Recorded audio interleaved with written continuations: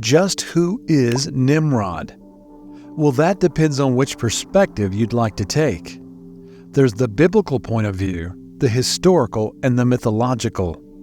Taking a look at all three and combining them will most likely lead to something closer to the truth, since ultimately that's what's important. Ultimately, how you see him depends on what you value. Do you value obedience or thinking for yourself?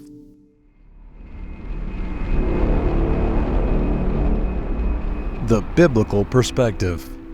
In the biblical book of Genesis, there's a brief mention of Nimrod. Genesis states Cush was the father of Nimrod, who became a mighty warrior on the earth. He was a mighty hunter before the Lord. That is why he is said, like Nimrod, a mighty hunter before the Lord. The 5 centers of this kingdom was Babylon, Erech, Akkad, and Calneh and Shinar. From the land he went to Assyria, where he built Nineveh, Rehoboth-ir, Calah, and Resen, which is between Nineveh and Calah, which is the great city. From this we can gather a few key facts about Nimrod. He was a descendant of Noah. He was a mighty hunter and warrior. He was a founder of cities, which were important centers of culture in the ancient Near East. One thing to keep in mind is just how sparse this information is. There is much more information in the mythical section. The historical Nimrod. Although it is tempting to try to find the historic Nimrod, prepare for disappointment. Although there is much scholarly debate and speculation, there has not been any concrete evidence for an historical Nimrod. The records from the time period, though, are not plentiful, so it is possible it's something that academics have missed. However, that doesn't mean there hasn't been lots of speculation. Firstly, the association of Nimrod and those particular cities could just be an acknowledgement of just how important they were as regional centers of power. Secondly, there is some senses from biblical scholars that there is a certain resemblance of character found between Nimrod and the Mesopotamian hero Gilgamesh. The Epic of Gilgamesh is an alternate flood story.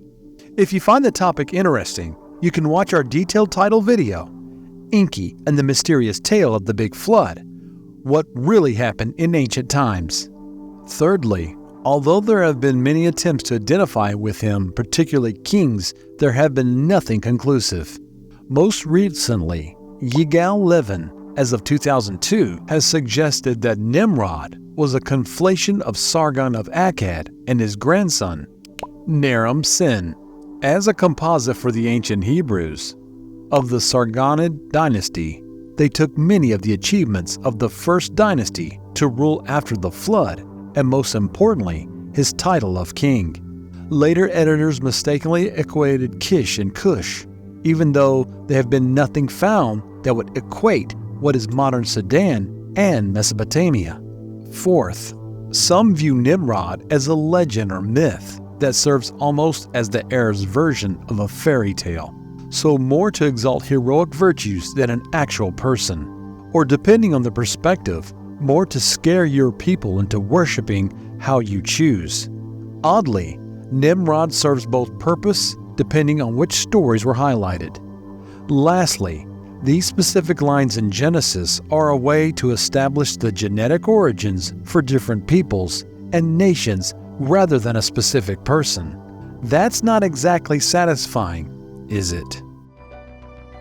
Finally, the mythical Nimrod. There are a lot of extra biblical myths and legends that have been associated with Nimrod from various traditions. He's been portrayed as a hunter, great warrior, and a builder. Some people even seen him as a flouter of divine authority due to his alleged role in building the Tower of Babylon. Let's see what these myths have to say. The Tower of Babel. This is one of those myths that most people have heard of. Nimrod is allegedly the one who suggested and then oversaw the construction of the tower. The tower was an attempt to reach God and place man on the same level. God was so offended that he scattered humanity and gave us different languages as punishment, so we never would dare to make that attempt again. The tower has been assumed to one of the ziggurats that were built in the ancient Near East. However, that always felt unsatisfying since there were so many. In addition to that, the story of the tower has been seen by scholars as a way to show us what happens when human arrogance leads people to disobey their God. Nimrod, the mighty hunter and warrior. Literally, there was a vast advantage of having hunters and warriors at your command. However, the culture must have a way to extol those virtues to their population. As a symbol of these virtues, Nimrod would have been an excellent choice. At the same time, he should be noted that in the Hebrew tradition, his great success was due to gifts from God. These were coats that were made from Adam and Eve, passed down through Noah, instead of anything intimate to Nimrod. In these stories where he is so strong and so brave, eventually he was made a king. While he was a king, he founded some of the greatest cities in the then known world. Ultimately, he was supposed to be a way to reinforce that everything was a gift from God. The great cities. In the Bible, it states that he was associated with some of the great cities in the land of Shinar, which is actually meant to be summer. There were centers of culture and of power. This is actually a more provocative statement than you would think at a first glance. Sumer was one of the world's first major centers of culture. So by attempting to show they were founded by Nimrod, it was an attempt to usurp the foundation of culture. Nimrod, the rebel and tyrant. Occasionally he has been portrayed as a rebel who has defied God and promoted idolatry. Although this can also be seen as an allegory for human arrogance, in its historical context, the myths about him were largely to attempt by the ancient Israelites to stamp out any worship of what they considered to be foreign gods. However, again, keep in mind that in the guise of Nimrod, the mighty hunter, he was a way to reinforce warrior values and assert culture dominance. We recommend you to watch our detailed video titled Tomb of the Giant Gilgamesh, discovered after the Euphrates River dries up. If you believed in the literal truth of the biblical stories, you had to explain why people spoke different languages, and you had to explain why you were the chosen people, but other people had developed cities until you developed your own. Originally, keep in mind, the Hebrews were a nomadic tribe that moved around what is now Iraq. The myths surrounding Nimrod seem to be a convenient way to do so, since he was one of the first post-flood kings. Nimrod was so larger than life, his exploits must have been epic if you were a shepherd and you were sitting around the campfire. Over time, these stories coalesced into the embodiment of many virtues that were needed and also the embodiment of human arrogance when it was needed. It was a case of thousands of years and using his stories to explain current events, which made him so elusive and so contradictory. Throughout history, the Hebrew prophets were always terrified of losing the people to foreign gods and influences. They were also convinced that the current events that they experienced were an example of how closely they had been adhering to Hebrewic law. So over time, the view of him changed to fit the circumstances. They saw him in the world around them. Evidence shows that they were only partially successful considering the archaeological record of Baal and Astarte worship that litters the Middle East.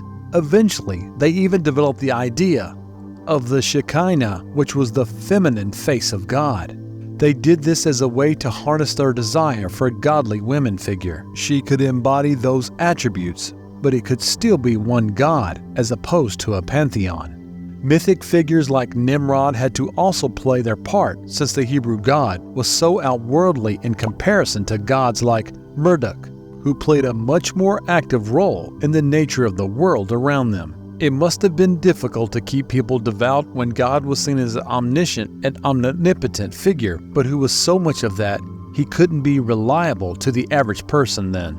Nor could he be easily swayed by sacrifice as some of the lesser gods of the other pantheons could. Nimrod was many things. He was a hunter, king, rebel, tyrant, and warrior. Because of the width and breadth of his deeds, it seems as though, more than a person, he became something of a stand-in for whatever traits the storyteller was trying to explore. Also, so much depends on who is doing the storytelling. We've all heard history is written by the victors.